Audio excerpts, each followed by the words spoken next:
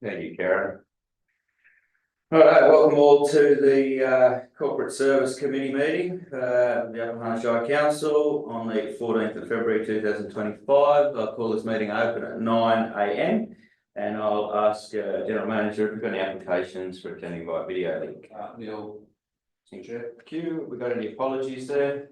No, I noticed Councillor Stoles is here, but I haven't received an apology, so I haven't heard. Sorry, Councillor. So, through Mr. Chair, Councillor Stoles, which will then become a voting member, correct? That's right. If he does turn up, you may have to step down again, but you would be a voting member until such time as it's turned up. Thank you. All right, thank you. Have we got any disclosures of interest? Neil received, Mr. Chair. Public participation? No public participation today. Very good. All right, we'll move on to business items. And Mr. Phelps, if you could please lead us into the quarterly financial summary and investment report. Thank you, Mr. Chair.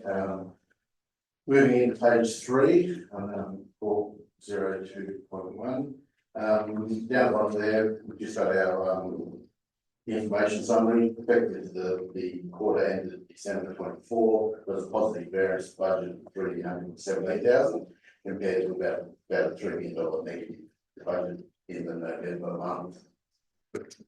Main contributors to this items coming through. So the operating revenues increased by $2.24 million today.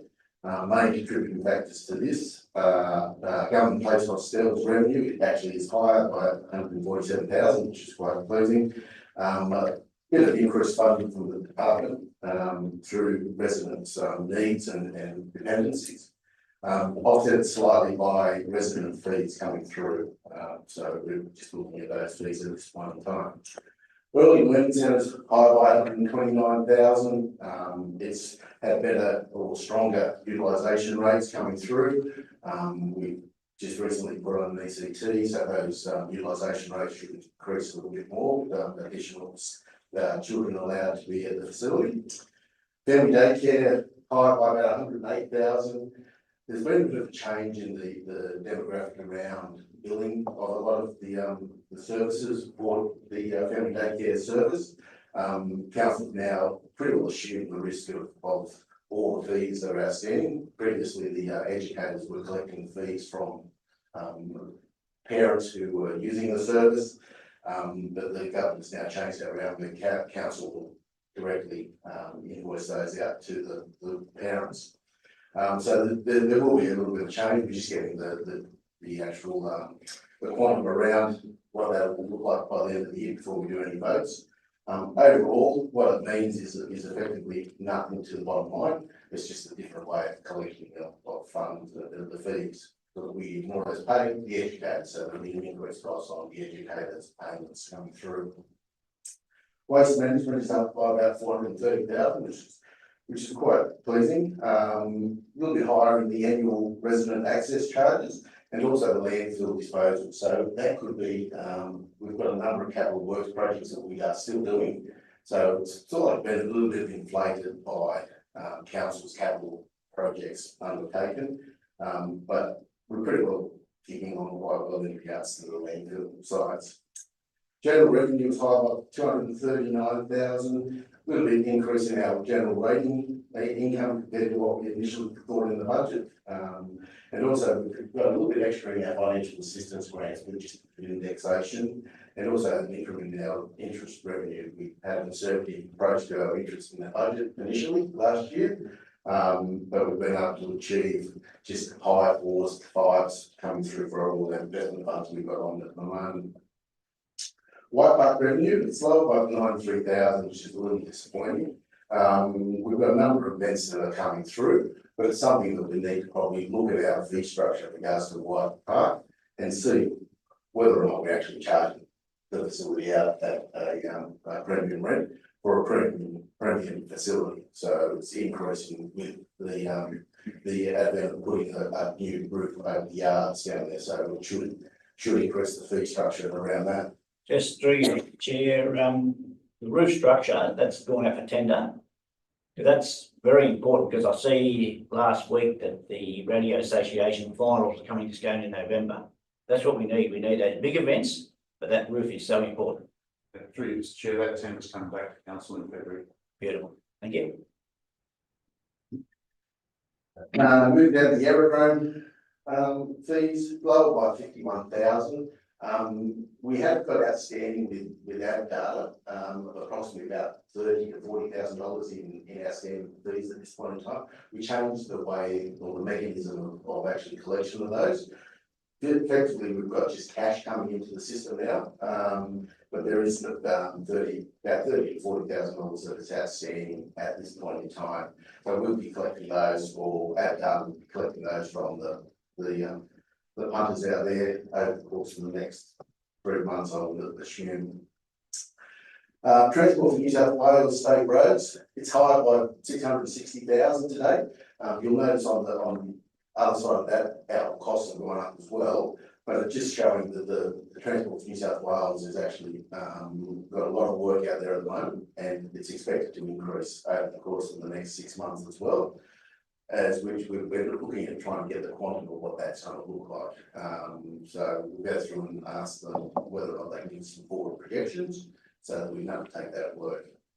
I just have a question on that. It's, that figure of 661,000 revenue, that doesn't equate to money that just goes into consolidated revenue. That's funding that has to be applied to road projects. So it's not like put it crassly, is that profit element in? Sorry, through you, Chair. There is profit, but that's not all profit. That's the income that we receive. We have to spend a large proportion of that back on the roads.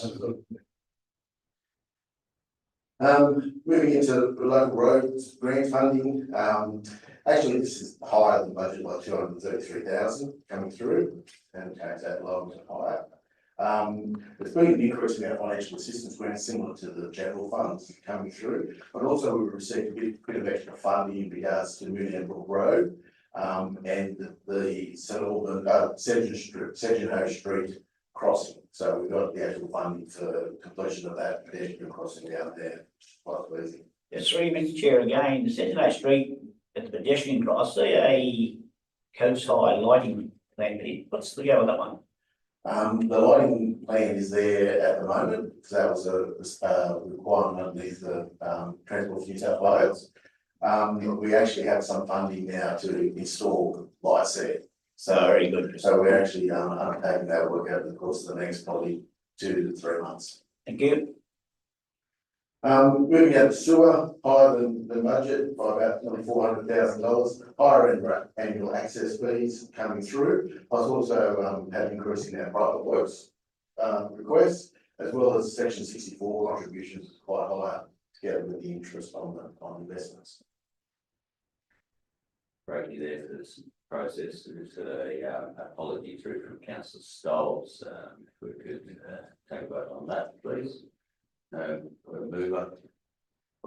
Councillor Brader, Councillor Shields, second. All those in favour? Aye. Aye. It's unanimous. Thanks, Karen. We'll move along, and Mayor Morris Colson, you can take voting what's in that case today. Just a quick question for you, Mr. Chair. And council's then just a memo that try, if possible, get their apologies in earlier, because, I mean, if we were struggling for a quorum this morning, if I'm in town, I can certainly duck in, but it's a bit far for me to travel in. Yeah, so councillors, just to give you an update, it was just brought up to me at 9:02 this morning, but that came from staff. Councillor Stoll sent it at about 8:45. Thank you. Thanks for clarification. Okay, moving down to the non-operating revenue and expenditure. Negative to budget at the moment by just under $500,000. Our internal fleet light remains under the budget at this point in time, and we're continually looking at those items coming through and trying to address the utilisation of the fleet, or whether or not we have a bit of excess fleet that we might need to get rid of. Internal gravel is up by about 62,000, so that's the use of the gravel now coming through onto the major capital works projects. Operating expenditure, it's effectively negative by $1.4 million. Reasons for that, the main highlights, information services, we've got a few ups and downs obviously coming through. Information services costs are lower by about 152, so it's positive to the bottom line, just mainly in regards to the time that a lot of licenses, operating leases and external use of external consultants. Governance and risk is higher by about 33, increase in our insurance premiums on the public liability, and also some public liability claim excesses which we had to wear. Infrastructure support's higher by about 35, increase in just the admin costs overall, in that director and the support team down there. We're continuing to monitor that cost and looking at whether or not we can apportion some of the costs for their wages across to capital projects.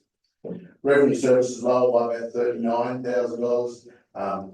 Just waiting on the invoice for the debt recovery. We've actually issued a lot of debt recovery back out to residents. We're just waiting on the bill to come back from our provider. Right? Yeah. It's probably a bit granular, but the way that recovery works, if you take legal action, is that there are costs that are automatically built into the claim process, so courts allow you a certain level of costs. The solicitors that you're using the debt recovery people charging above those allowed amounts, and if we're using a debt recovery agency, are we also paying 10% premium on top of that? Probably have to take it on notice, Councillor Fraser. Normally our debt recovery is quite reasonable, the amount that we do, and they do a lot of councils across the board. But I can look at the fee structure and just come back to you. Yes. I find with some solicitors, if they're charging more than the court-based fees, then there is sometimes a significant profit element that's been taken, and really, if the people that we're using are taking more than what the court allows, and a lot of debt recovery agencies take 10% on top of that, of any recovered amount, we might be shortchanging ourselves. Correct. But I'll take that on those. Yep. Not a worry. Moving into Government Place. Government Place is one where the costs have ballooned out, nearly $500,000 higher than what we anticipated. Mainly the cost of staffing and the use of agency staff, because we have staffing shortages out there with certain skill set. Early learning and family daycare costs, as I said earlier, with the increase in our utilisation of the DLC, plus also the change in the billing cycle methodology around family daycare, there's been increased costs in the staffing plus the childcare educator payments today. So pretty well, once we get that on, we'll bring some budget back to the committee. Economic promotion is higher by about 40,000. We've commenced the Australian Horse Equine project, which is pretty well a business case around a centre of excellence in regards to the equine industry. Fully grant funded, however, so there's no cost to council. Sale yards costs are higher by about 113,000, which has had some higher additional associated costs with operation and trunk wash water charges. We're reviewing those at this point in time and seeing where that is blown out to try and bring that back into some sort of parity with budget. So we'll be undertaking a bit further review in regards to those costs. Tourism hub efforts cost a lower by 185,000. We've definitely looked at that side of the operation and reduced staffing hours and requirements to the facility based on the actual foot traffic that's actually going through the facility. So we're trying to cut the costs as far as we can, try and rein some of those expenses. Just in relation to Warbirds, has there been any variance in the income? Overall, there's been a slight variance, yeah. We haven't achieved the income of what we anticipated coming through, especially when we look at the we had an airport promotion and events in there in the budget, and that was effectively 75 for the first 6 months. We haven't taken any of those events. The other side of that is there's a cost of 50 grand that we haven't spent, so it's about 25 grand. Differential that, so it's quite, so it's a whole of 25,000 budget straight up. But ultimately, there are more people coming to the Warbirds. That's what. Not what we're saying. Yeah. Just on the same topic there, we had Channel 7 down there earlier. Have we, I know it's a bit early, did we see any increase in numbers from any publicity gained there, or was that negligible as well? We probably take that on notice and then provide those data. We can have a look at what the attendance has been since that event. We get it on effectively a daily basis, the attendance that comes through that facility. But overall, it's good promotion, but it's probably a bit earlier in the mix to see whether there's been any traction, because it could be 2-3 months, people planning holidays and so forth, that may come out to see the facility. Through you, Chair, do we have numbers on average numbers of people that pass through Warbirds day by day? Do we have some figure that we can use?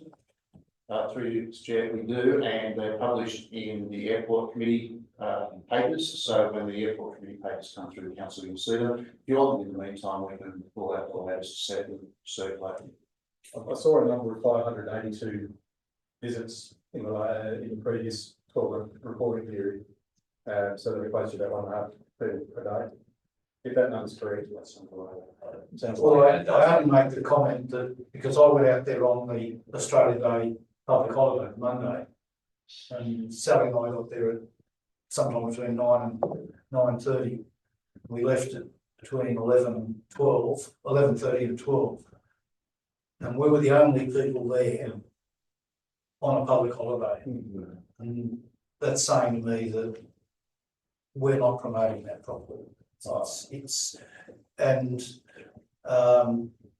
I actually did some free promotion for the Warbirds on the 10th of January. I was driving back from Dubbo, and afternoon radio show was talking about museums we loved, and he said, "Bring in if you've got a museum you love," and so I did.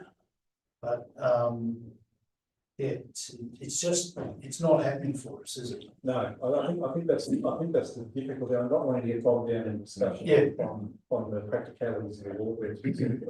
I think that is definitely the flavour of what we're seeing with Warbirds, is that the numbers that would be needed to make it viable or attractive just aren't being achieved. I'm not entirely sure. Although I have no idea how to make a difference there, but that's obviously a difficulty we face with something like this, of course. Mr. Chair, just I've only gone back to an old report, just something that was easy at my fingertips. So this is going back 12 months. The figures for January and February last year were closer to the figures that Councillor Fraser was mentioning for the month. So they were about 500 to 600 on a monthly basis, not an annual basis. That's for those months and then Christmas holidays. Yeah, so that was for January 24 and February 24. I'll pull out more recent figures, as I say, that's just what I had at my fingertips. It's obviously going to be germane for our discussions that are coming up later in the month. Correct. When we are having further discussion about other aspects of the Warbirds program or arrangements. Definitely. Okay, moving on down now through to the stormwater costs. They've been lower by about 52K. We haven't had much maintenance happening undertaken at this point in time. Waste operations is lower by 170, mainly a bit of a timing issue with collection of some invoices from the curbside collection contractor. One pleasing thing was bulky waste was a lot lower than what we anticipated in the budget, which is quite pleasing. We've got about 30 down. Through you, Mr. Chair. Just a matter of notice, on my way here this morning, I noticed that we own a garbage truck. There's a little garbage truck that was through Aberdeen this morning with the logo on the side of it. It's not a J.R. Richards truck. What are we using that for? Yeah, through you, Mr. Chair. That little garbage truck's used predominantly for picking up street waste, like in the main street where the bins are, and the parks and gardens bins. So we've got our own bins in the streets and in the parks and gardens. We don't utilise J.R. Richards for those. We collect those ourselves, and little garbage trucks used for that. You know, it was something I was a big supporter of early in the last term, when we did have quite a lot of issues within parks and gardens about plug bins and the like. And I have to say, parks and facilities are doing, and the waste team are doing a fantastic job maintaining all those waste facilities, because I'm not seeing overflowing bins for quite some time, which was becoming starting to become a real problem. So they're doing a great job. The little truck facilitates that. But yeah, well done with that too. Yeah, and it's also available for events, stuff like that as well, so we don't get the contract coming, we actually charge the customer for it. Yeah, okay, that's all Moving down to our general revenue costs, higher by 50,000. 50,000 is pretty well the application of the consultation with the community in regards to the special rate variation that we just recently lodged. The building control and town planning costs are lower by 73,000. We've had some vacancy in that department. We've been using some consultants, but we've had some savings coming through from those vacancies we've had. We've recently filled one of those positions in the last month. Quarry costs are higher by about $500,000. We went through and done a lot of more crushing and won a lot of more material from the pits out at Elliston as well as at Kewen. So those will be utilised on grant funded capital work projects going forward. At the end of June, we'll be taking up a stockpile of what we actually have on hand, so therefore we'll just sit there as an inventory item going forward into the next financial year. Emergency services and fire services levy sold by 61,000. Had reduced maintenance required on the rural fire service vehicles, plus also the emergency services levy to what we predicted in the budget is a little bit lower than what we anticipated, which is quite pleasant.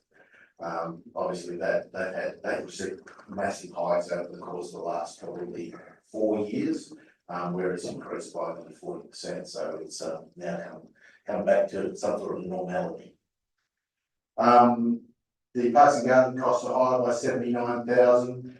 Here we've got some increased costs for our tree maintenance and utility costs and staff training today. So at those costs in that area, as well as the sporting grounds area, which is also higher by 107, they're all being monitored at this point in time to try and bring that back into it.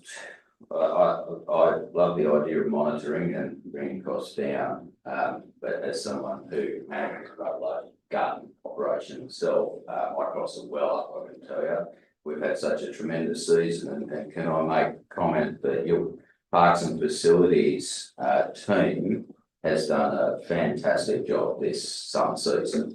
It's a real plus that we've had them working to the quality that they have. I'm not terribly concerned with costs going over, because I'm sure at some point in the near future the rain will stop and they'll have nothing to do with lawnmowers.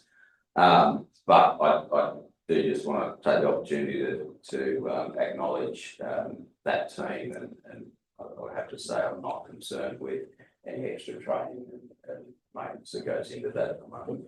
Actually, through you, Mr. Chairman, I would just like to add to that. On the 16th of January, the morning after the big storm, I drove around Aberdeen and very impressed with the Parks and Facilities staff that were out with chainsaws and all sorts of stuff going on. I don't know what time it was, it would have been 8 or 9 o'clock in the morning. They were hard at it. So well done to the Parks and Facilities. Mr. Chair, just to add to that, years ago we tried to get St Hilliers to come up and help us out with some of this, with the rainfalls, like the airport extra. I see Muswellbrook have done a deal with them.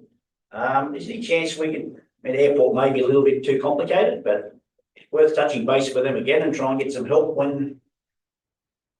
Yeah, thanks, Mr. Mayor, through the chair. We have reached out to them. We did get them for, I think, on one occasion as a one-off. You're right, the airport needs at least a certain level of training to be operational on the air side of the airport. And yes, I did see Muswellbrook have entered into an agreement with them. Certainly the discussions we've had have never really resulted in any, I guess, willingness for them to take an active role. Mr. Phelps can add anything to that, but I know some of the early conversations we had really only resulted in one-off arrangements, not an ongoing arrangement. Yeah, through you, Mr. Chair, it's something we've definitely looked at over the course of since I've been at council. So probably over the last 10 years, we've gone through that process. And as the general manager alluded to, we have had some staff from, well, some prisoners from the St Heliers actually come in and do a fair bit of work. It's something that we would like to investigate further, because obviously if we could say on our own parts and garden staff that are getting overrun, especially in wet conditions, that'd be worthwhile, definitely. And another factor will be along the bypass. The work along the bypass there, it would be a prime area where they could actually get in and actually do some work, and save the residents from that cost. Yeah, through you, Mr Chair, again, can we follow that up again, please, and see if we can get some success there, even if it means a visit? Yeah, through you, Mr Chair, we'll take it on notice. Coming down to the airport costs, lower by 40,000 to date. We have a vacancy out there at the moment. We've only got an ARO on as a casual basis to cover off any requirements that we need at this point in time, but we don't have a full-time ARO there sitting at the minute. So we've had that out for employment. We did close and we had a third candidate who unfortunately declined. So we may have to go back out again to the next in regards to that service. We do have a casual on board though that is a trained ARO. So we are still maintaining all the requirements that we're required to do. Moving down to bridge maintenance, lower by about $70,000. Obviously reduced maintenance on our bridge network, with replacement of a number of our bridges coming through. We will probably have a review of our bridges and have some qualified consultants coming out to check all the bridges, the structural aspects of those bridges. So that'll happen in the second half of the year, which will use some of that funds. Just on the airport there, when sort of what's the structure behind CASA's process of the airport, and when is that, what's the timing of that? Through the chair, CASA undertook a check. It was either late 2023 or early 2024. I had to check the exact dates. So it's been within roughly the last 12 months or thereabouts. That check found no significant findings. They found there was a number of recommendations, but nothing that resulted in any non-compliance. We've been following up with most of those recommendations, and all the urgent ones have been done, completed. They're probably due to do another one in the next 12 months, but as I say, we've completed all the recommendations that were required of CASA urgently, so we're fairly confident in that regard. And as Mr. Phelps has said, we're operating within our arrangements with the appropriate supervisory and administrative staff on the airport. Yeah, thank you. That answered my next question of frequency. So in the next 12 months, we'll have another. Yeah, again, I don't have the exact dates. I'll find out. I'll take it on notice and we'll get you the exact dates. But it's generally every 2 to 3 years they do an inspection. Okay, thank you. Moving down to the local roads admin costs and training, it's higher by that 189. It's been higher all the way through the year. We had a massive training drive in the first quarter of the financial year. We're looking at those costs in there and whether or not we can reallocate them out to some road projects. Obviously, the senior management within the local roads area, that costs them money to admin costs, which should really go off to projects or to maintenance side of things. So we're looking at those back in the old time shifts to see where we can push those to. Regional roads maintenance higher by about 400k. In that 400k, there is heavy patching. So we're going through getting the quantum of how much that heavy patching is. We do have a budget of about 200,000 or 150,000 in heavy patching, where that will be reallocated to going forward. But we have had a fair bit of maintenance on our roads coming through the mix, obviously with wet conditions. Local roads, floodworks damage, it's lower than budget by nearly $700,000. Overall, at the first phase of the flood damage works is coming to an end. That's the first event, which was 987. By the end of March, that finalises. But we have a lot of projects that are lined up with the next two events, which is 10/12 and 10/34. So those projects will ultimately start getting traction, going through doing the maintenance of those projects. Obviously, they're all grant funded coming through. We get the funds from the reconstruction, the Natural Disaster Reconstruction Authority, and we bring those into probably next year when the actual required to be done. And we've got enough resources to go forward with those projects, or will we see a lot of contractors on that work? Overall, with our outdoor staff at the moment, they've mainly been concentrating on the main roads up at the Moonhead Brook Road, up Barron Forest, Hunter Road. They will come off at the end of this year and be available to take a lot of that flood damage works. We will still be reliant on contractors though, however, because of the quantum of the works and our normal maintenance regimes. So we will be utilising contractors as well, but they will be all fully funded by the government coming through. But we'll be utilising our staff as much as possible in regards to without being detrimental to other maintenance regimes that we do have in place. Moving into the RMS state roads, this is where we had the increase in our cost of our revenue of 660,000. Our costs have gone up by 880, more time than anything else. We've done a lot of work which we haven't built out to RMS at the moment. We submit claims to them, which they'll just pay to us, and we recognise that when we get the cash coming into the bank. So there's a fair bit of claims probably to come in, probably about $500,000 worth of claims. So as you can see, there's a bit of a tick moving forward going into the next. Sewer admin, mains, maintenance and treatment activities. Here, the actual higher number there, the 1 million, that has changed down to 322. So there was desludging capital works that was included in that I failed to go back and actually change that number, unfortunately. That was just an error on my behalf. About 679 of it went to desludging of the Scone sewage ponds coming through. So it's 322 overspent at the moment. The majority of that relates to mains replacements. So there's been a lot of the guys going around at the moment, we've seen contractors going around looking at our mains with a lot of relining works that we've been undertaking. A fair bit of mains repair work has been done. Our actual sewer network is very aged. So it's getting to the point where more and more maintenance is going to have to happen. So we need to look at that going forward into the next 10 years. As when that is needed, and where we do renewal works coming through, well, the bad ones that are actually breaking more regularly. Going to the water supply costs, higher than budget by about 104,000. This may increase in service and treatment areas as well. So we also have about a bit of an increase in our water usage because we have a late bill coming from 24 financial year coming through. Moving into our capital area, it's almost spot on budget overall, but there's a lot of movements inside capital coming through depending on where different items are up to. The first one is going to place a nurse call system.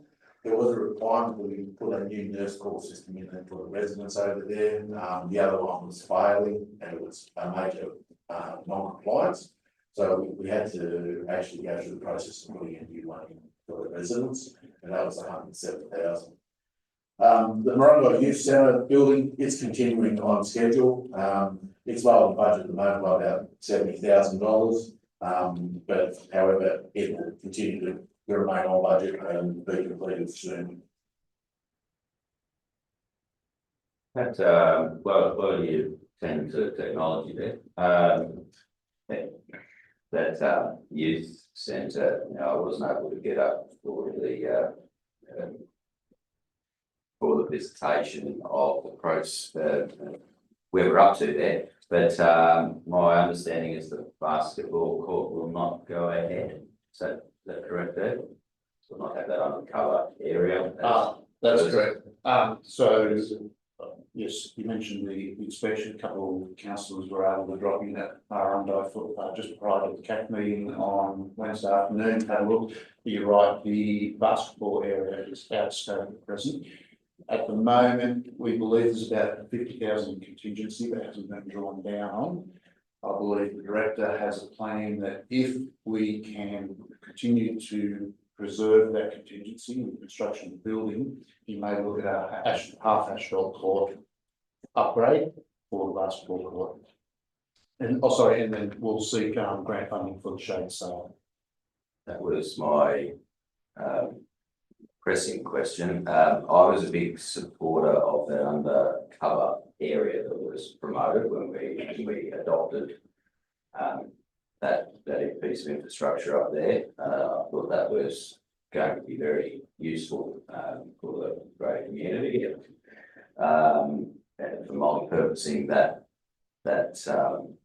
piece of infrastructure. So we can be chasing grants forward for that. I'm sure an election year that would look pretty popular. Yeah, I think it's important we definitely chase some further monies to make that happen. Thank you, Chair. Moving to the benefit of the street, Marina Wall pedestrian crossing lights, that's, budget at the moment. We've got some money in our that will come back into the mix for that. So it's a carryover project that's been kicking around for probably not just the 23-24 year, but the year before that. So we'll get that out off the books.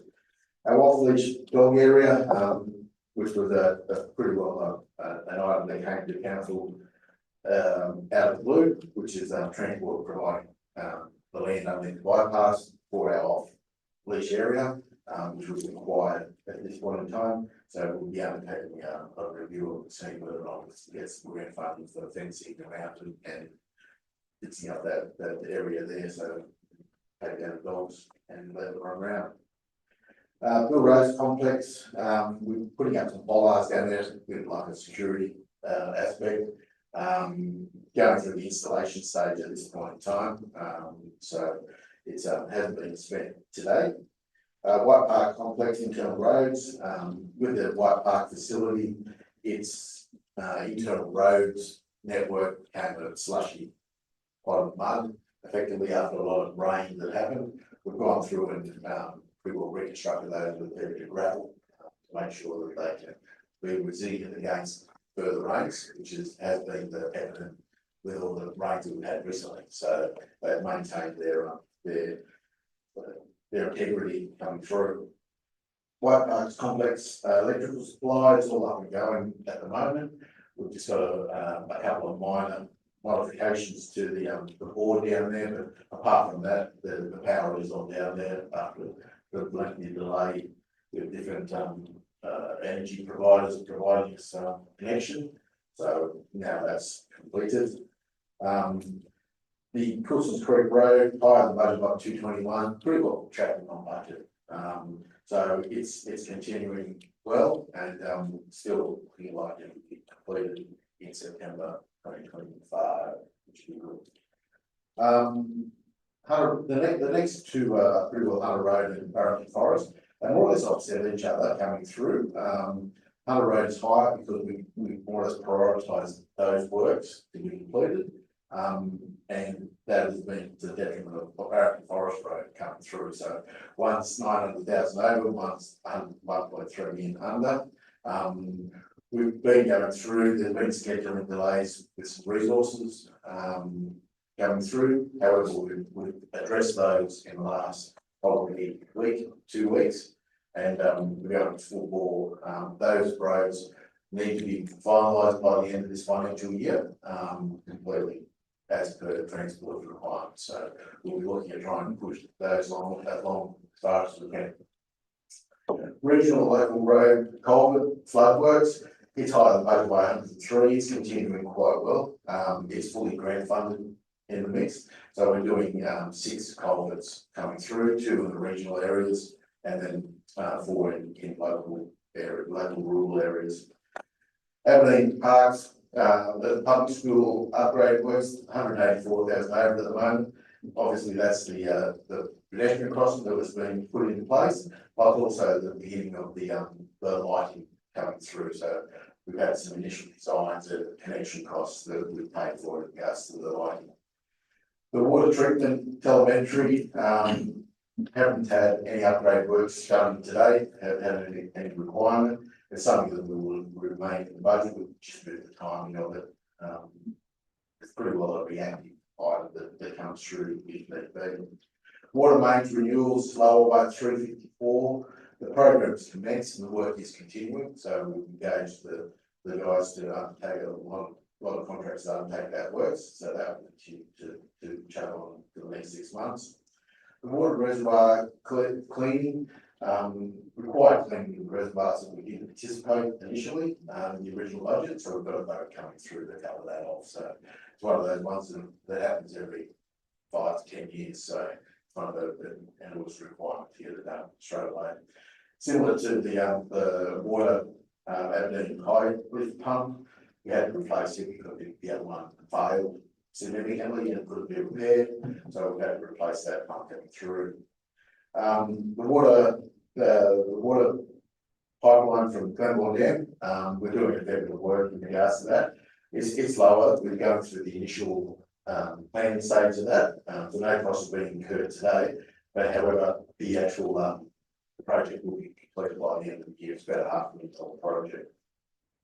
And the sewer treatment plants renewals are higher by about 136,000. So we had some unexpected works for the sewer renewals out of Merriwell, so we've undertaken that work.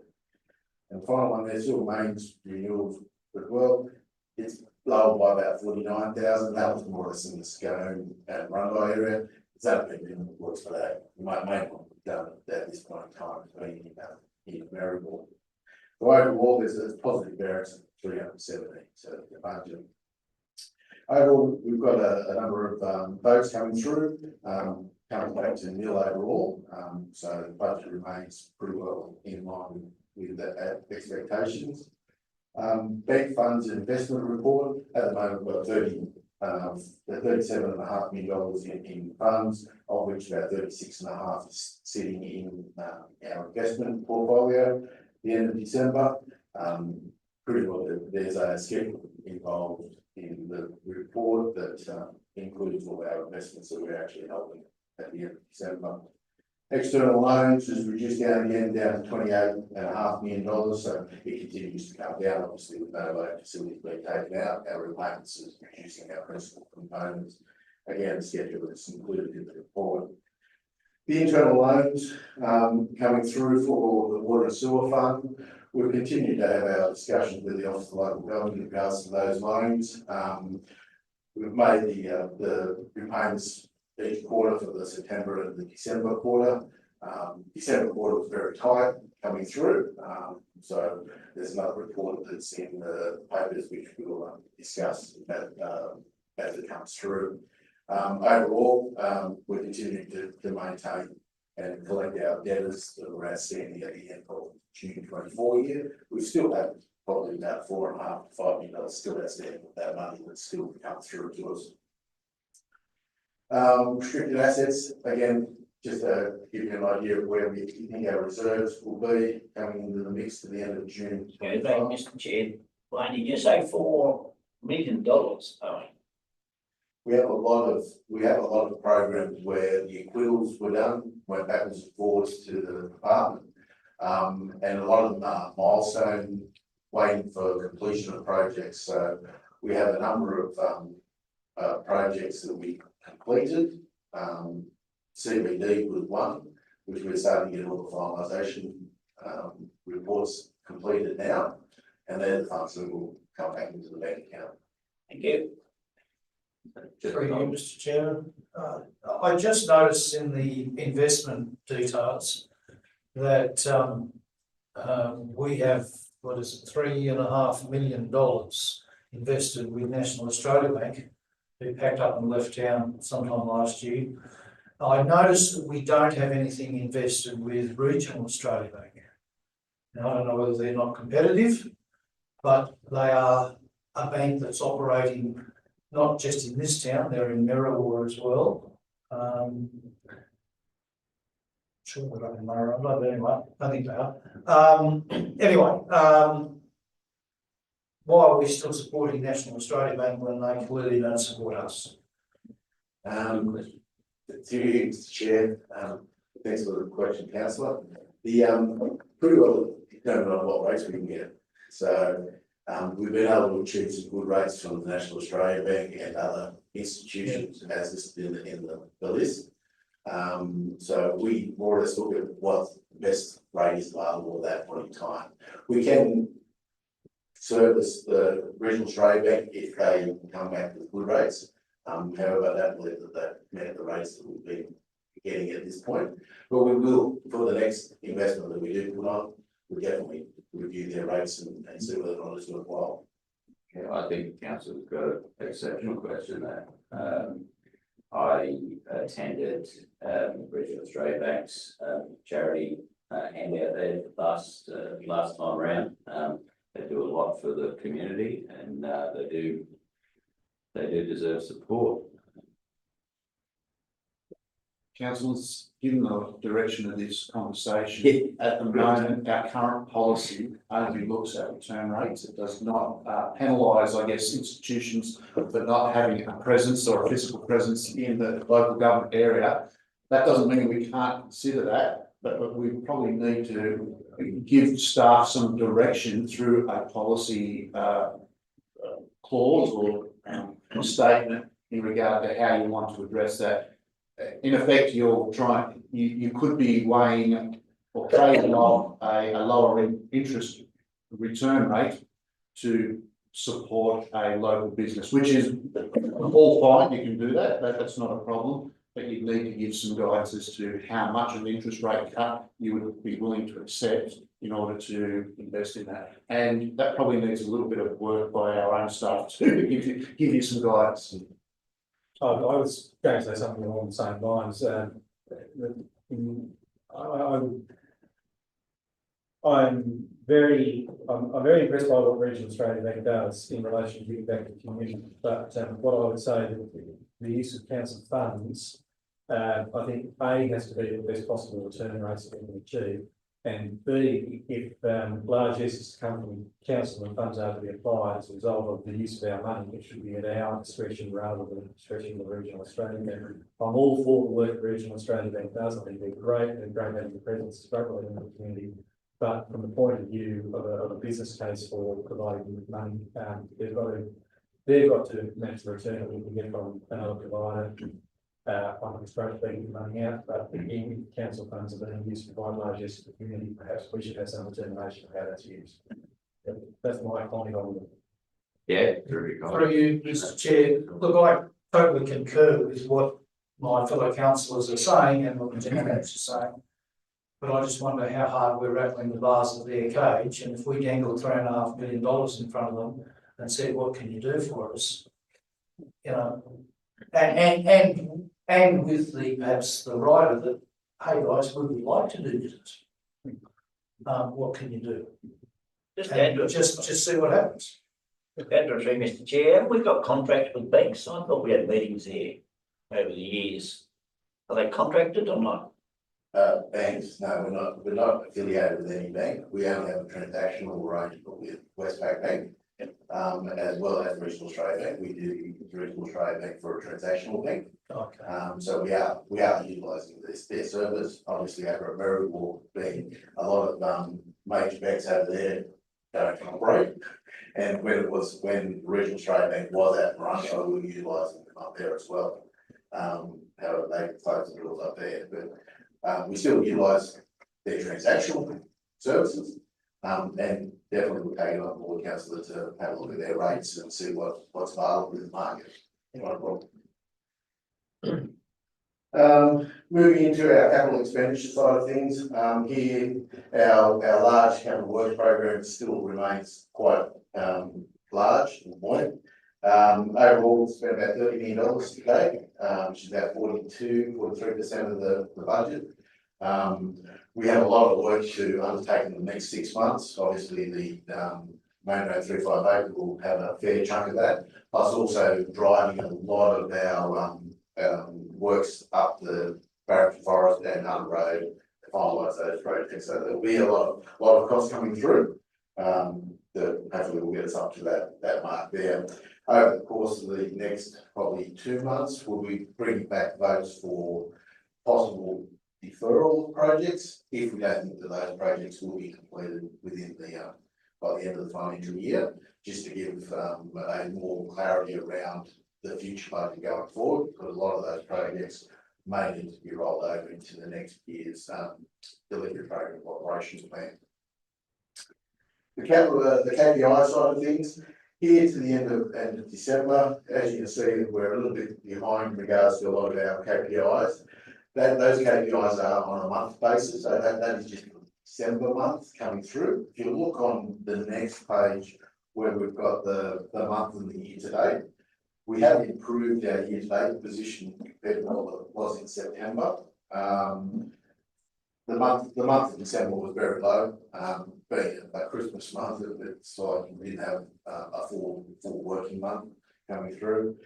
Year to date, overall, we're about 9 in amber or red, so 9 out of the 33, which effectively equates to nearly 30%, 27%. So we're looking at improving that going forward, hopefully meeting the requirement. I just note that doesn't seem to be any improvement on the last numbers that we got. It seems to be the same percentage that we're in the red on KPIs.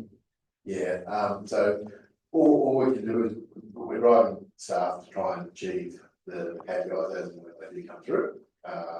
So it's a focus that will definitely be in the front of mind for senior management in the next quarter to try and get those improved and then further improve towards the end of June. Moving into just our schedules now attached to the first report, we've got the fund and function statements coming through on pages 14 through to 17. Overall, there's a number of votes and surrenders coming through the mix, which effectively come back to nil on the bottom line. So that just gives you an overview of where each of those services revenues and expenditures are. Our bank side of things, the overall here, as you can see where we're sitting with our graph, has dropped away there. Obviously, we've got a lot of money coming in October in regards to Momo 358, and as we spend that money coming through, it dwindles back down to some sort of normality in regards to investments held. Investments held, as Councillor Shields alluded to, a number of our major banks in there, National Australia Bank with a 3.5 million, and a lot of other major institutional banks included as well. And Westpac being one of the main ones that we have put a lot of money with back into the mix, because their rates were quite good when we had that 16 million to invest. Moving into our reload schedules on page 20, just a highlight of where we're sitting with a lot of our loan facilities coming through. Pretty well. The next ones that will retire, it's not until 2029, but as we pay them down, obviously that debt reduces.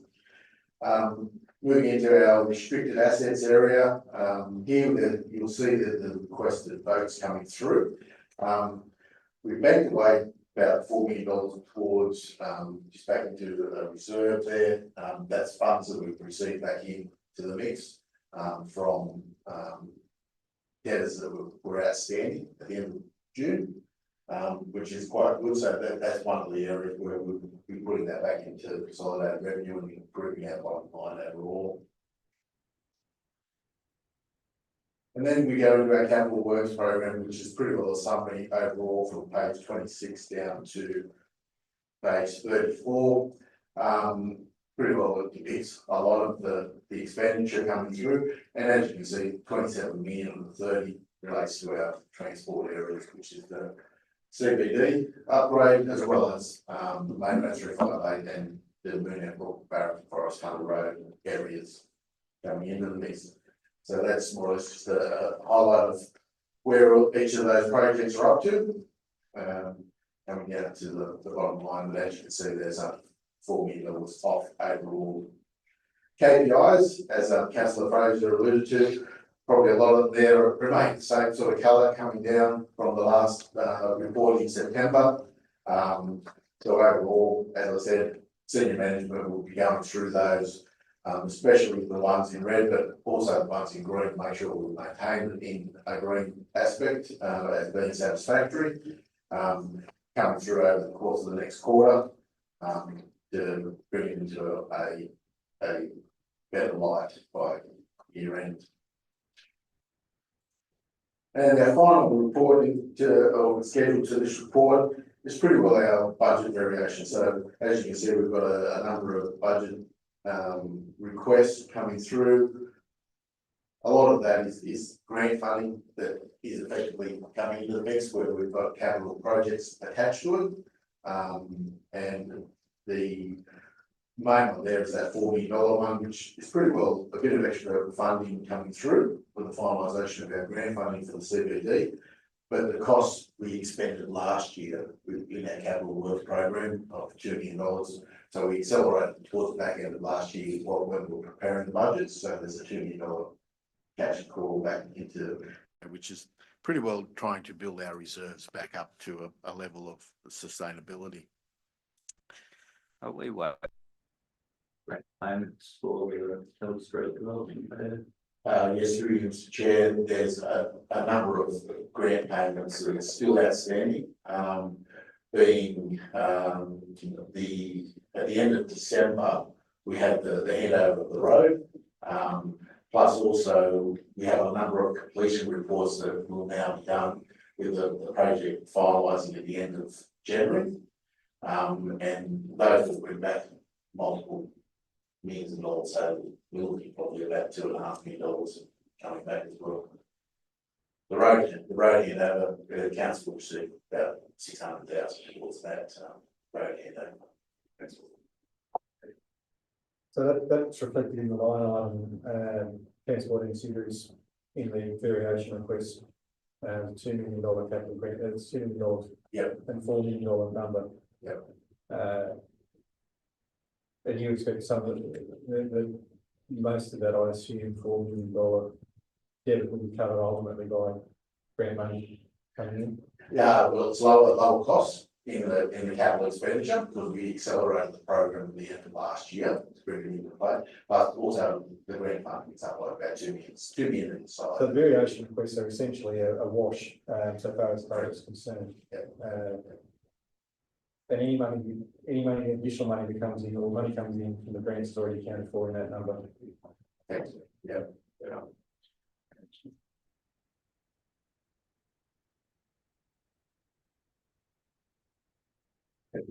Thank you, Wayne.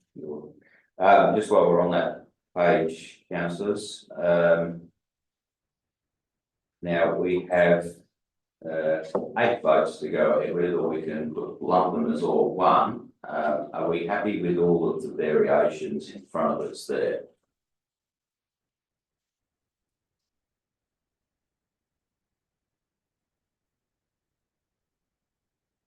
Which page are you referring to? So page 47. Mr. Shields. My understanding, in effect, of approving budget variations, it's neither here nor there so far as the ultimate budget numbers concerned. It's just it's moving money around within. Whether we're happy with the staff's concept of how money should be shifted. And also a lot of those funding that we may have received that we weren't expecting, that effectively will be towards projects as well.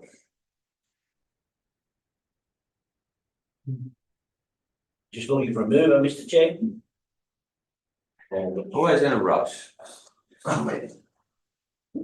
Now, are we happy to, what I'm saying is, are we happy to move all 8 of the recommendations, notation and adoption of the budget variations? I think so. Item 8 is obviously the most important one. Correct. I think that's really the issue. That the rest are just notations, really. Yeah. So it's whether we're satisfied with adopting the proposed budget variations. I think the rest are fairly uncontroversial, which is noting So if everybody's happy, I'll call for a mover. Yeah. Move councillor Shields, second councillor Fraser, all those in favour. Mr Mayor, thank you. I think the ayes have it. Can we please move along to the operational report there? Mr Phelps, and however you want to approach this, it's quite a large piece of document.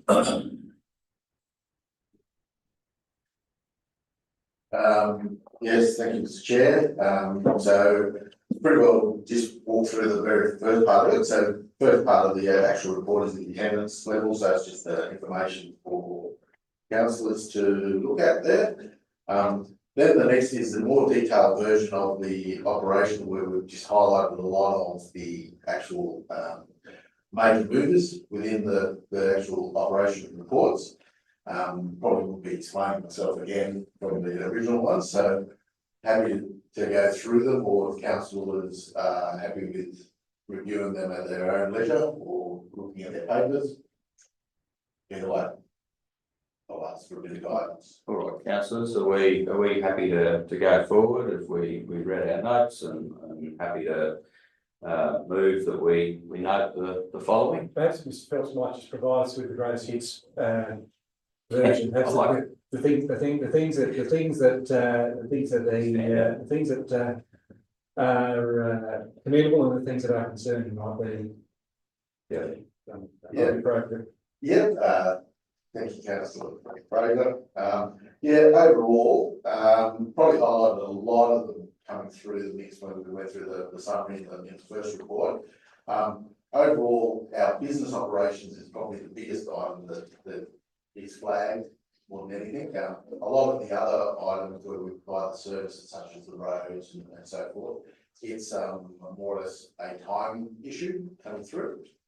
But overall, with regards to a lot of the admin area, apart from the fleet management side of things, with its revenue a lot lower than anticipated, it's pretty well all in line coming through. The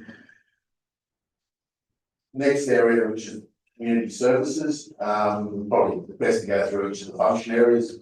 It's the best way to highlight them. Included in the community services area, we've had the increases, as I mentioned earlier, in the utilisation of the children's services, which is quite pleasing. Both increases on income and expenses.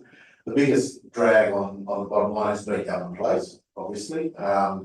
We've had that additional revenue streams coming through that pushed it up by about 150,000 in revenue, but our costs are nearly $500,000 higher than what we anticipated in the budget. So overall, we're about $400,000 negative to budget. That's the biggest item. But that's simply on Government Place. Government Place. Because the projected, I sort of projected loss of Government Place was about 588,000 in the last. Yeah. So overall, when we looked at it from last year's budget, we were hoping to about $250,000 loss overall. It's projected to be like more $800,000 to $900,000. Wow. Yeah. I'd be more leaning towards the 900. And if we don't address the staffing issues that we do have there, or the availability of staffing or specialised staffing, agency fees are killing us. That then starts to become a significant part of our annual budget. 100%. Yeah. So it wouldn't be beyond me if we got to $1 million loss by the time, if we don't have staffing put in place, and that's only just to maintain compliance. Yes. It's not nothing gold plated. It's to maintain that. We are trying to have meetings with the department in regards to increasing our revenue streams. But as predicted with a lot of discussion with the aged care industry, 16 beds just don't cover it. And in our case, it's 15 probably that's available. And we're facing significant difficulty in staffing. That's why the costs are so high. It's not because we have difficulty attracting staff. Just for the joys of the lifestyle of Marywall doesn't seem to be attracting them. It has to be substantial remuneration. I understand that the payments that have to be made to the nursing staff are quite lucrative for them. over and above what they would otherwise be achieving. Yeah, through you, Mr. Chair, just to expand on Councillor Fraser's comment. We've had to put in 2 qualified nursing staff from agencies to get the coverage. And for just a 6-month period, that cost us close to $400,000. Now that's not sustainable under any model. And these are, I guess these are probably some of the key things of why a small facility like Common Place with only 16 beds just does not break even at the best of times. When you've got it, then got agency staff in with huge agency overheads, it becomes, you know, untenable. You cannot continue. And further on to the GM's discussion is, it's not as though we haven't tried to recruit into those roles. So we've gone through the process of trying to recruit kitchen managers, another example where we just haven't been able to get a kitchen manager. So we haven't had an agency kitchen manager. So as you can see across the board, our PCA staff, which is the personal care staff, that's higher. The registered nurses are extremely high, and the kitchen staff are extremely high. So it's one of those ones where providing basic services to the residents is costing a lot. I know that the Government Place Advisory Committee will be up and running, or effectively is up and running now. But I suggest that these sorts of numbers be provided to them as part of their consideration of a way forward that they may propose, because I think these numbers are entirely germane and may have, ought to have some significant bearing on recommendations that that committee might make to council. And without those numbers, the committee, the recommendations I think they might make to council would be inherently flawed if those numbers weren't considered as part of their recommendations. Totally agree. Totally agree. And that will form part of that committee. We will provide that something and probably a forecast out based on what known facts we have in place at the moment, of what the costs are. I know that there is resident nurses that are over variable, and we'll be continually asking whether or not they can fill the shifts and so forth like that for us. However, we've been unsuccessful today. So that's the main one in community services coming through. Overall, in our environment side of things, waste has been one that's been out of the box. So waste on page 84 and 85, it's positive both by about nearly $600,000. So again, there is some timing issues there with some of the costs coming through from the waste collection side of things, but overall it's in front of budget by the just under 600,000. Now with waste, that surplus, if you could say, coming through, that will go off into a restricted asset for use in the facilities themselves. So it's one of those self-balancing ones that will end up going back into the facility for remediation works that as required probably over the course of the next 10 to 20 years. General. So just on that, so how much have we contributed to the EPA through our section 88? During the year, Mr. Chair, it's been just under $400,000. That's to the end of June, December. 400 to date. Correct. And a large increase in the waste usage suggests that they're not diverting, that is not changing users' habits at all, as we're seeing more waste hit our recycling facility. You could say that, Mr. Chair, but again, there could be a bit of caveat on that being the project work the council actually undertaking. So they're actually putting a bit of the waste in there that made that landfill disposal higher than what probably would be in a normalised area. I wonder if it would be possible to find because mainly the residents are hit with the section 88 that we cover, but we're obviously using a lot ourselves. Could it be possible to find those figures on how much council is out of pockets direct to the EPA that we're not on charging? Yes, we take that on notice and provide the numbers of what, council is being costed coming through. We do recover a lot of that, section 88 fees from projects, capital works projects as well, so a lot of those projects that we do have capital basis, capital work grant fund. But that means that we're recycling that money back to the state government that we're getting. There is no benefit in that. It's a cost share overall, and it's another form of revenue that the state government can obtain from local government. And residents, obviously. And residents, obviously, yes. So moving down, just general purpose revenues, up by about that, not 190,000 overall. So we're up on a bit of our grant funding and additional costs for the SRV. Council services, we've had a few savings in there coming through, about 105 overall. Probably just a bit lower in the council expenses, which is quite pleasing to our bottom line, but we'll be paying that eventually. Moving down to our health area, it's pretty on track. There's been no real grants there. Community housing and community amenities, overall, it's been chugging along quite well. A little bit overspent in areas such as public conveniences and our actual cemeteries area, which is just with maintenance. So that's just through the servicing cost, but it's pretty negligible overall. Town planning is one where it has improved, and also building control when we work into the mining and manufacturing area. Town planning, obviously, we've had some of those vacancies in there, so we've had a bit of a positive hit to the bottom line, which is pleasing. A couple of other items in there that is our floodplain management reviews. Those haven't been undertaken to date, so they're obviously slated to happen over the course of the year. That is depicted back with a bit of grant funding attached to it as well. 1/3 grant funding overall we get back for the floodplain management review. I understand it costs 140. Yeah.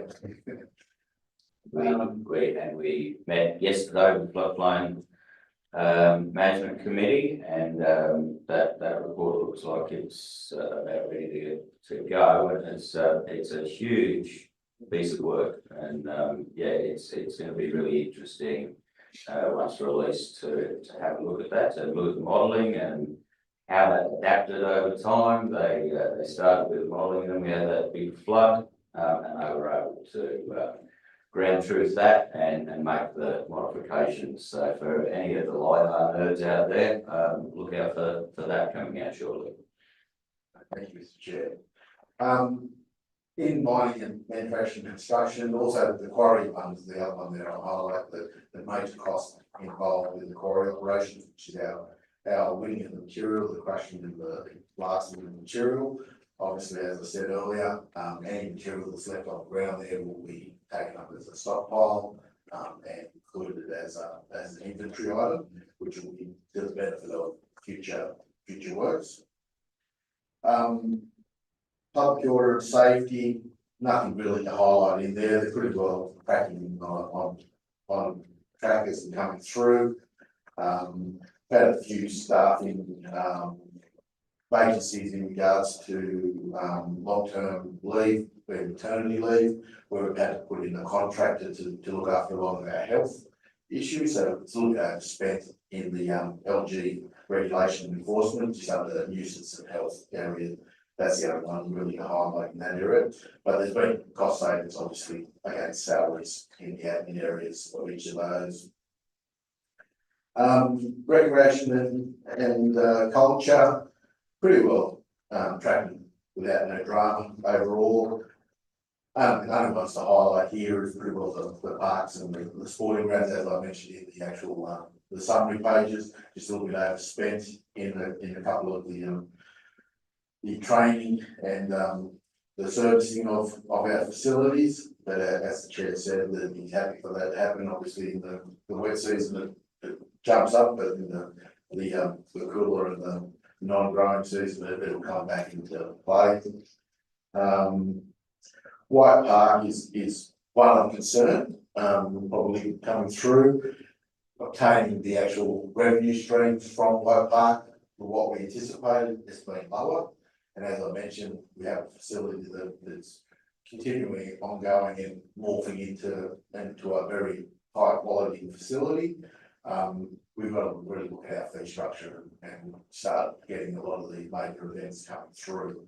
So as you can see, there's been a fair bit of works from a capital point of view happening down there, as well as our costs from operations have been higher, but our revenue is lower. So we really need to review the whole structure of White Park, because it will ultimately be a benefit to the community. I know we have the White Park community meetings coming up, and probably be in a better position to comment. But I understand there's a reasonably large amount of volunteer work that also goes into maintenance of that facility, which obviously won't be accounted for in the figures as well. And that was costed as part of the true cost of operating White Park. Things were all different things. Yeah, through you, Mr. Chair, yes, Councillor Fraser, that's definitely assistance we do get from down there. So you could probably, from that volunteer work, you could add anywhere between $20,000 and $50,000 to that bottom line overall for the whole year, just hours of labour, just from good individuals. Maybe I can just add to that. That has been a discussion point at a number of previous White Park committees. A lot of volunteer work comes from the local users, obviously, and that's pretty much been, I guess, some of the reasoning or the justification for keeping the local user group fees low. So rather than putting their fees up and then charging us, we agree to just keep the fees low and continue to volunteer and provide that service. It does make then for a bit of a disproportionate arrangement where we have high fees for outside user groups and lower fees for inside user groups, but that's always been the philosophy of the facility. It's sort of there for local users to take advantage of and try and get the income stream through the external facility users. As Mr. Phelps said, we've looked at the fee structure a couple of times. We need to be careful we don't price ourselves out of the market and put our fees too high, because they can go up the road to Tamworth and use a much better or bigger facility again. And so we need to recognise our position in the market is lesser than that, but it's certainly one of the first things probably for the new White Park committee to look at is that differential fee structure for the local users and external users. Thank you, Mr. Chair. Mr. Chair, through you, can we just go back to swimming pools, which is page 109? I'm just interested as to why in operating revenue, there's no revenue there. We do charge people to go to our swimming pools. Yeah, through you, Mr. Chair. All our pools are contracted out to an operator. So we lease the facilities out. We pay them to maintain and run our facilities. They, in return for that, they collect all fees coming through the facility and also the kiosk revenue and so forth. We did look at the models around that. It's far more economical for the council to lease them out to a provider to undertake that work. We did run Merriwalk for a number of years, and now that one is also leased out to a provider.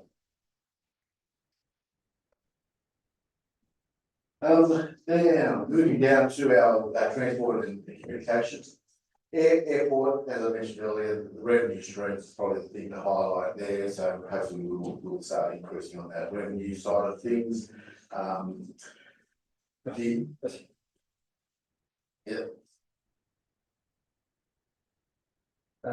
far as the airport, so far as the airport is concerned, we're not looking at a significant increase in usage. The increase in income is going to come from increasing fees, surely. Yeah, and also the collection of the actual ones that are outstanding, so at the moment we've got the cash basis coming through. As I said, there's about $30,000 to $40,000 outstanding at the end of December, so it'll bring it up slightly, but it won't get to obviously the budget number. And I take Warbirds, Warbirds is the line item in the airport.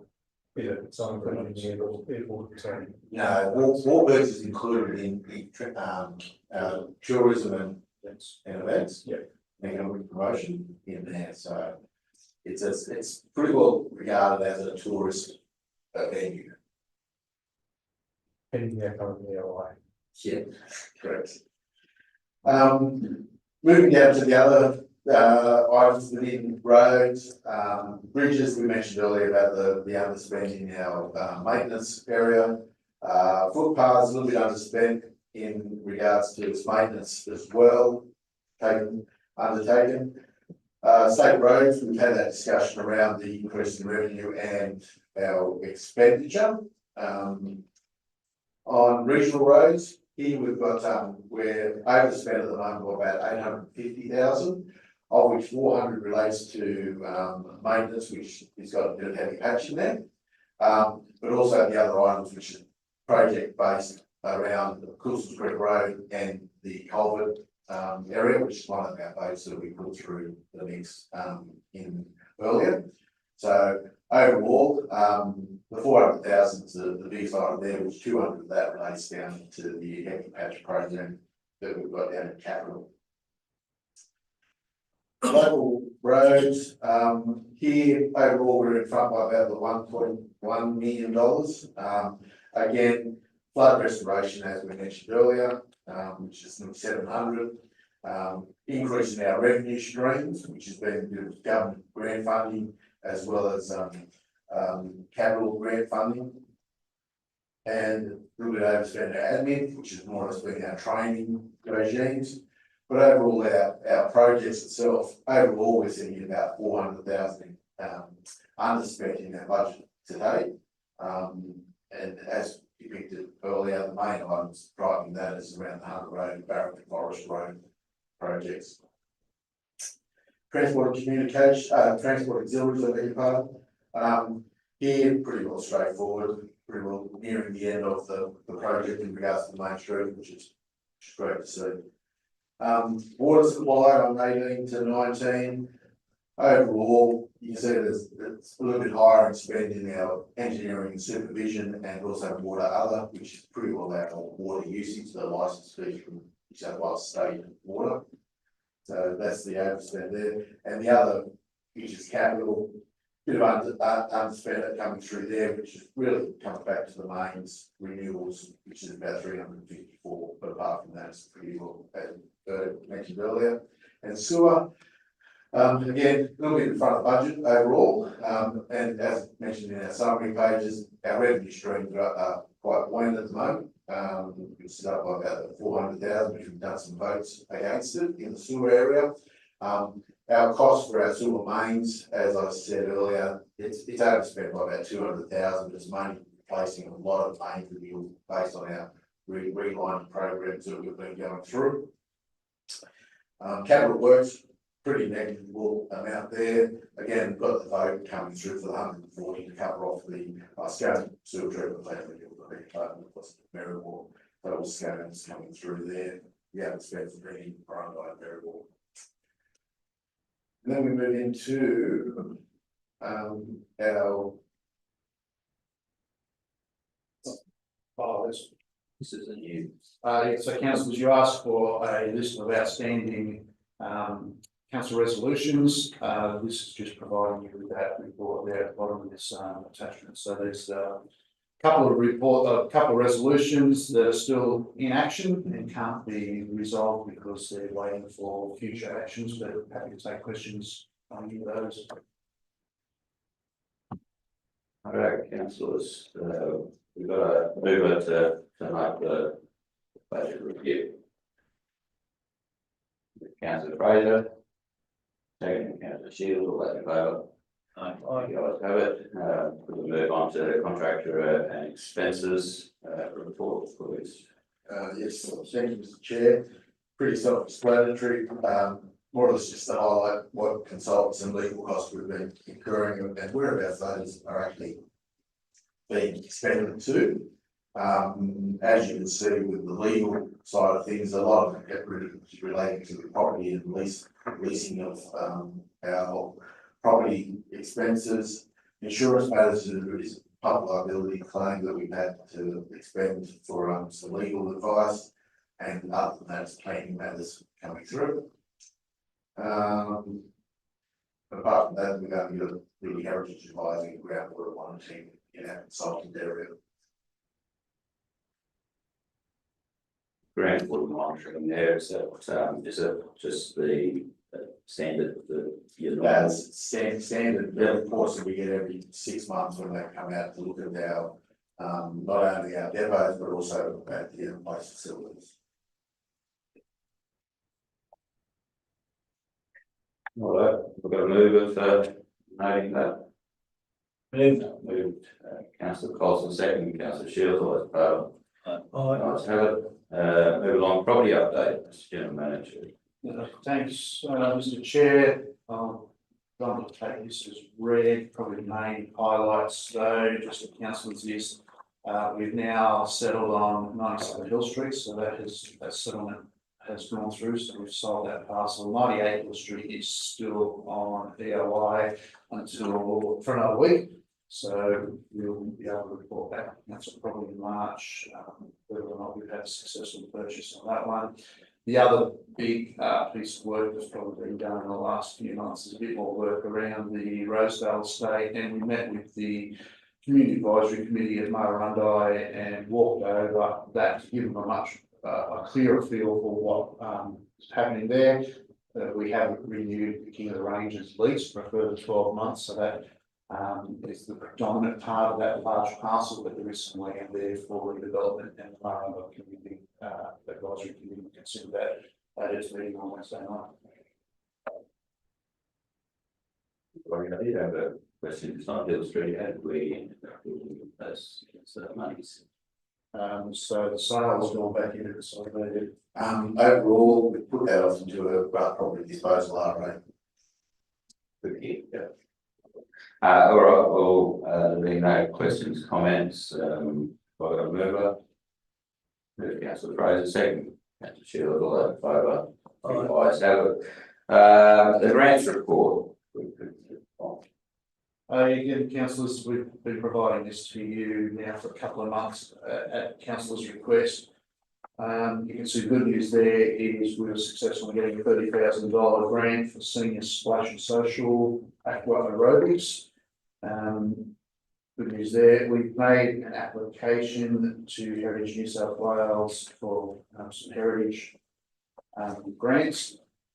You'll notice too, some of these grants do require council co-contributions, and we are very choosy in the ones that we apply for, because it's very attractive to think, oh, there's a great amount of cash on offer, but when council has to actually make a co-contribution, that can actually lead to quite a lot of I guess financial future difficulty in funding that, and we've seen that with some of the airport works where we've given we were successful getting $2.5 million grant for the airport several years ago, but we still need to make an equal contribution, so $2.5 million. We haven't taken that up because we frankly just can't afford that. So this is one of the problems with a lot of the capital grant funds, and I'll talk a little bit more about financial sustainability when we get to the last report, but we do make a conscious effort sometimes not to take up a grant because of the other impost to the organisation of having to match that. I had hoped at the grants awaiting income that the one listed from Energy Code, or several ones listed from Energy Code, being the 1.48 in particular for the footbridge and the 9.7 million for the Castle Series scheme, would have been announced by today. Energy Code met with me on Monday, I think it was, or possibly Tuesday, and said that they were expecting that at least an internal announcement would have been made by now, if not an external communication. However, I've not yet heard, in regard to that, so I cannot tell you whether one or both of those projects will have been successful, but they are very close to being announced.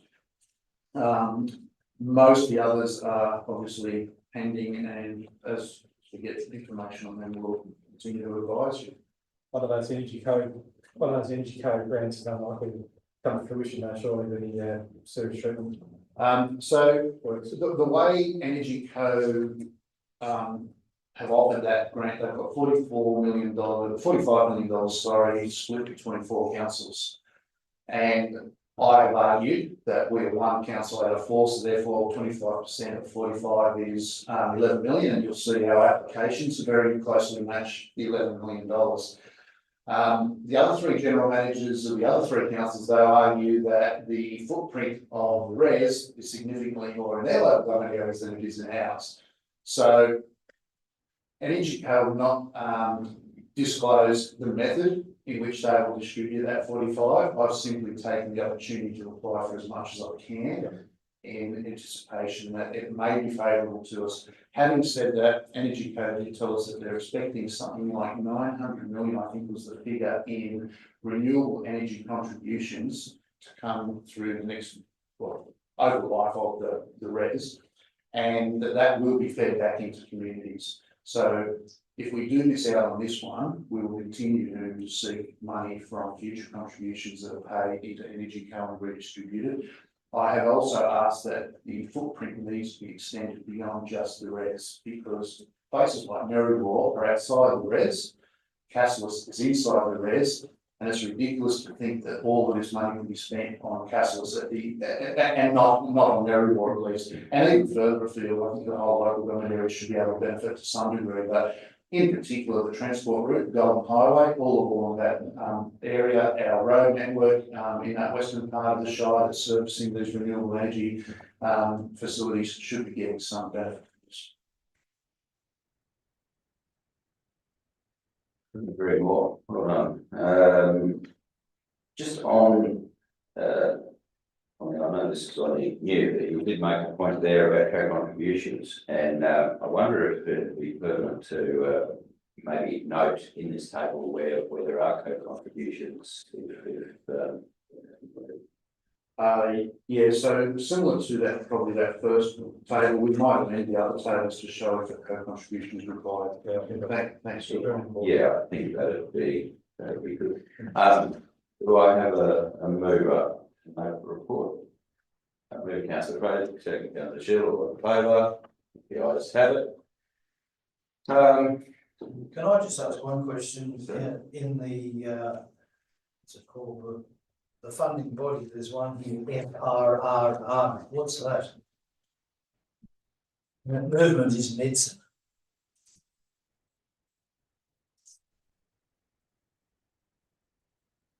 Yeah, councillors, I might take that on notice. I don't know, some of these acronyms do leave me a little bit lost sometimes. I'll have to chase that one.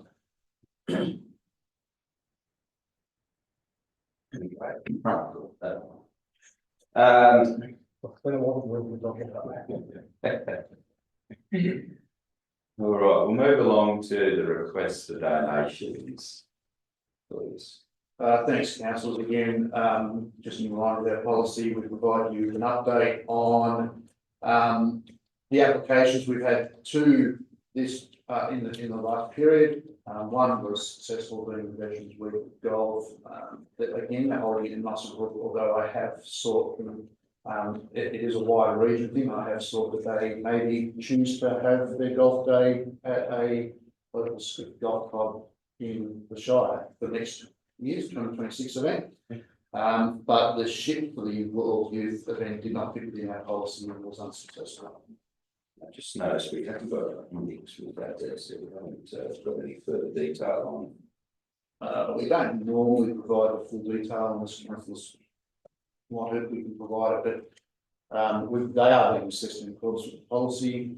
We can provide that to you, councillor, if you would like it. Yeah, I think it would be beneficial. There's a maximum payment that you're authorised to make on these things, it's $200.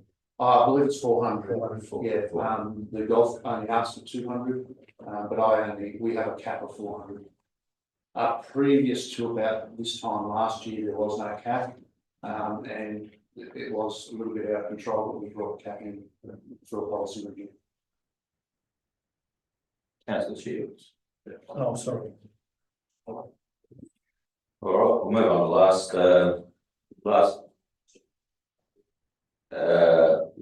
Thank you. Councillor Shields, would you like to move that? Have I got a mover?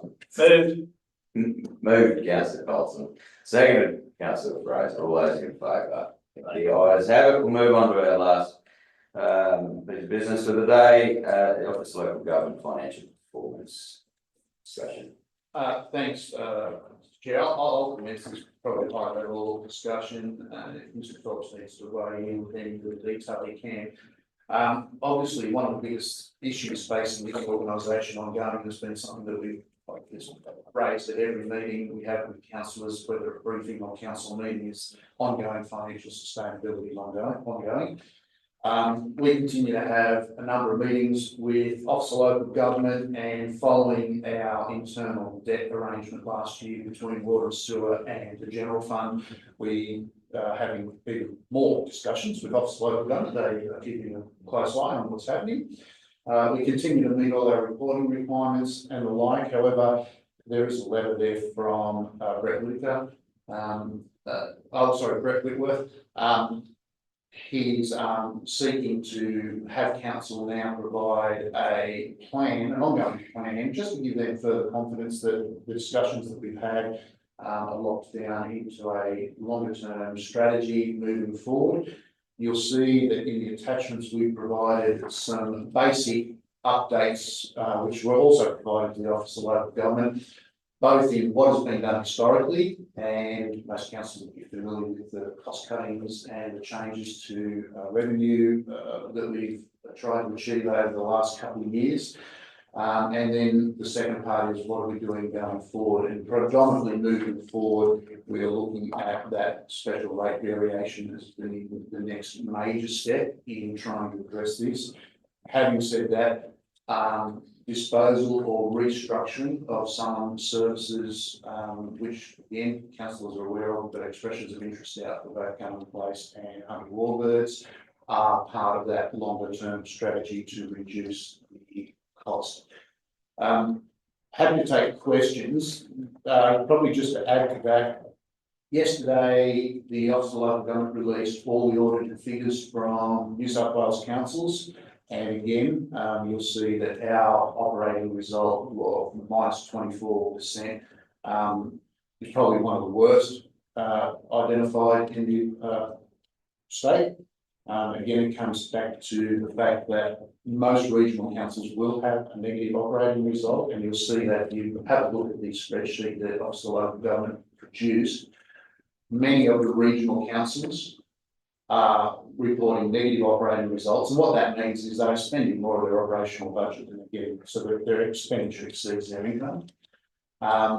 Having said that, what is included in the expenditure is the depreciation. So for us, as an example, our negative result of $15 million last year includes an $18 million depreciation amount. So depreciation is a non-cash amount, so it's a book value. So when you take depreciation into account, we are in negative. When you don't take depreciation into account, we aren't in a negative result. Now, I can understand why you would want to include depreciation in the accounts, because it gives you a way of actually getting a true indication of cost and the organisation's ability. However, long term, much of our depreciated assets are replaced through grant funding, so we don't have to physically financially fund it. It's not an indicator that we're not going to be able to replace those assets when they do come to their time of renewal, because we do get cash contributions from the government to replace them. I guess what I would say though is, on the other side, when you look at many of the city metro councils as opposed to the regional councils, they are already showing a positive operating result, which means they are funding depreciation. They're financially able to fund that. which to me shows that the funding model provided to local government is still inequitable and is still favouring the councils that are capable of funding that, and the local councils with very small populations but large asset bases are not getting the amount of funding they require. One of the interesting statistics in that table, if you do take the time to open it up, is the population per square kilometre. And when you look at some of the population per square kilometre figures, which is a proxy for how much money you get compared to how much assets you have to provide for that person, it's a very good ratio of this is how many people I've got to pay for the asset, and this is how much asset I have to provide.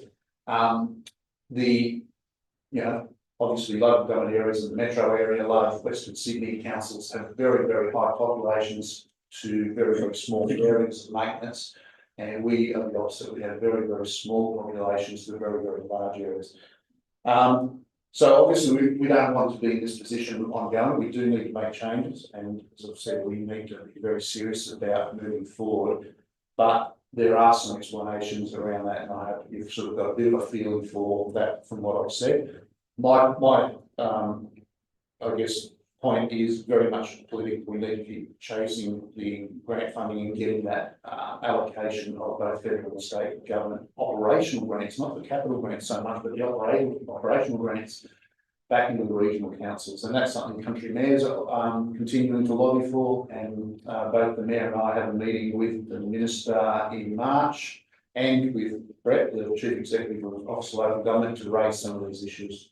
That's really part of the core of the problem that we face ongoing. Is it's easy enough to get grants to build things. If we want to do hangars at the airport, then we can get grants to do that. But the problem is that once we build the damn things, we've then got to maintain them for the next 55 years. And ultimately, at the end of 55 years, we might get another grant to build another one. But we've still got ongoing expenses with these things that we can't get out of. I've had my say about the hangar at the airport, not wanting to go over that ground again. That is, to my mind, a significant problem that we face, is that it's always attractive to get the grant money to build something, but we've then got to pay for the damn thing for the next 50 years.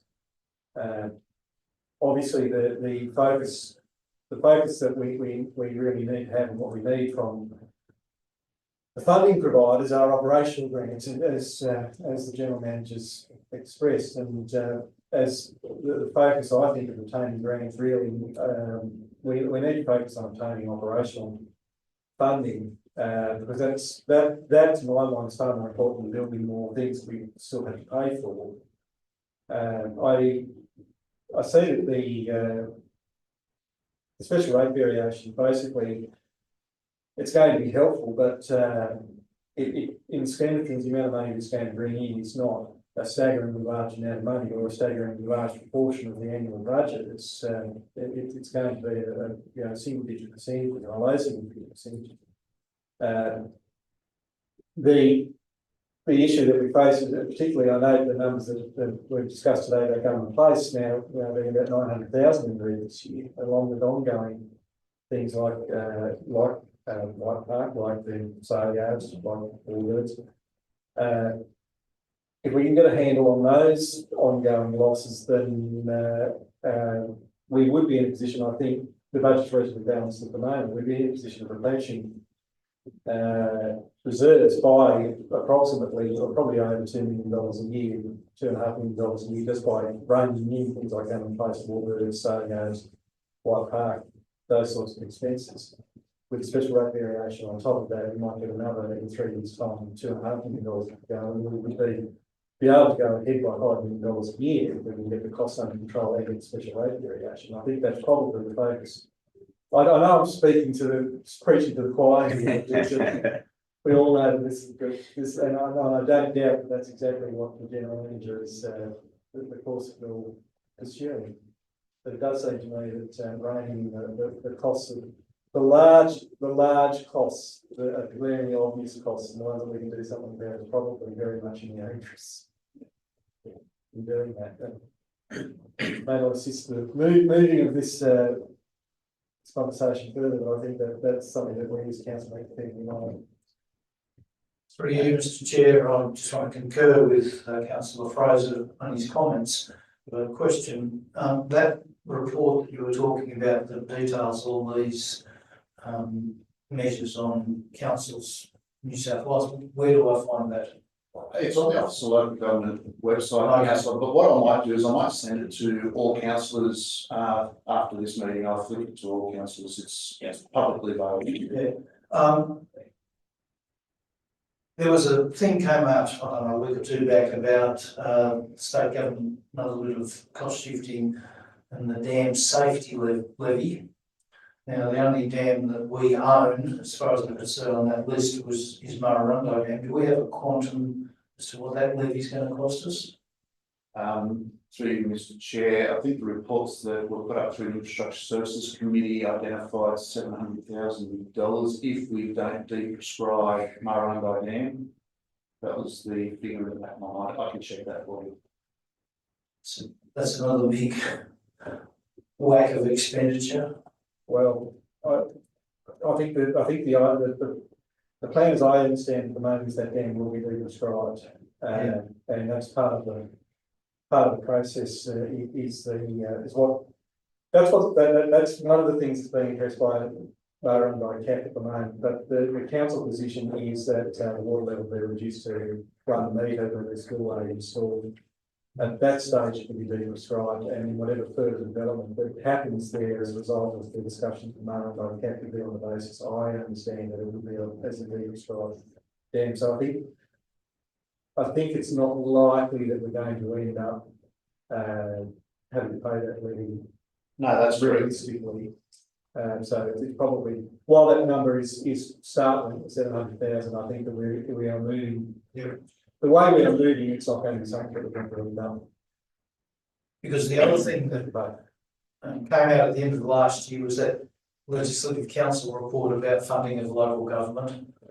Is that a report that's now sitting gathering dust on a parliamentary library shelf at the moment? Is there anything, has there been any suggestion of doing anything about it? I mean, it's a lovely bit of literature, but if it comes to nothing, it's just a waste of time, isn't it? through you, councillor, through your chair, councillor Shields.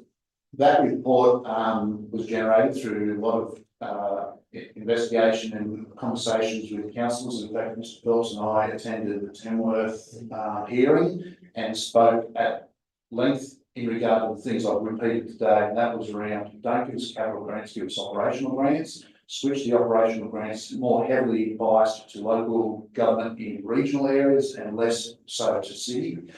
And stop the cost shifting, or when you do cost shift, give us the funding to manage it. So I think those three things continually got repeated by every general manager in New South Wales, certainly in the regional areas. Yes. What's going to come of it, I couldn't tell you. Certainly those things were captured in the report, but I have not seen anything to indicate that any government has made any movement towards changing the support, the funding support to local government. Yeah, through you, Mr. Chair, just a comment. Yeah, as Greg said, we're both going down to meet the minister and Mr. Whitworth. Looking forward to that, not just on finances, just the overall running of the council, which is going to be great. That's when we go down to the country mayors, I believe. And we went to Dungog yesterday for the JO. And look, I can guarantee you we're not alone as the council. That all the rural councils are really finding it tough. We spoke to mayors yesterday, GMs. It's a really big struggle. And I must have forgot, but Dungog had a rate rise 5 years ago of 78%. 78%.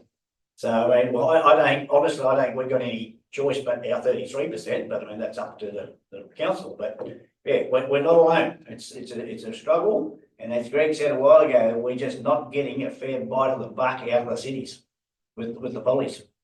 Look at these numbers. I mean, the numbers aren't desperate. I mean, this is the thing. It's not, the numbers aren't desperate. They really aren't. I mean, it's if we can reduce some of the losses that we're incurring on some large line items and get special rate variation, we're going to keep our heads above water. It's not. it's not a problem that can't be fixed by some fairly straightforward things. It's just a matter of doing them, really. In my mind, how pleasant as some of them may be. Yes. Political will. And I think you've quite eloquently put what we have been about for the last term especially. It's not been a pleasant place to be. There's not much happiness and joy from up here. It's hard work and it's bringing some unpopular decisions to the table. I think we've got quite a good reduction in costs in some of our problematic business entities, which we can always keep improving. It's still a problem, but you know this job's got a big headache with it, and you've just succinctly gone through all of the main areas we've been working really well at, and I'm confident the group of councillors we have will continue working at that and keep our head above water and keep the main services going. That's our core business is where we need to be. And I believe from my position that we do our core business well. Parks, facilities, the road and infrastructure. We against popular discussions at the time. I think our guys do a wonderful job on the roads. I've spent a lot of time in trucks on the roads and over the years, and our infrastructure is much better than it is. I'm sometimes confused as how our infrastructure, I believe, is getting better in core areas, and we're doing that under very challenging financial conditions. So it's a credit to all the managers that managed to make that happen, but we still have big financial issues to address, and it requires quite consideration and some difficult and unpleasant decisions, and I think we're going to approach them pretty shortly. Yeah, but on that somber note, do I have any more comments or questions before I put this? Do I have a mover, please, to note the Councillor Shields, seconder, Councillor Fraser, all those in favour? Aye. The ayes have it, and that will conclude today's meeting at 10:52. Karen, and thank you all for attending.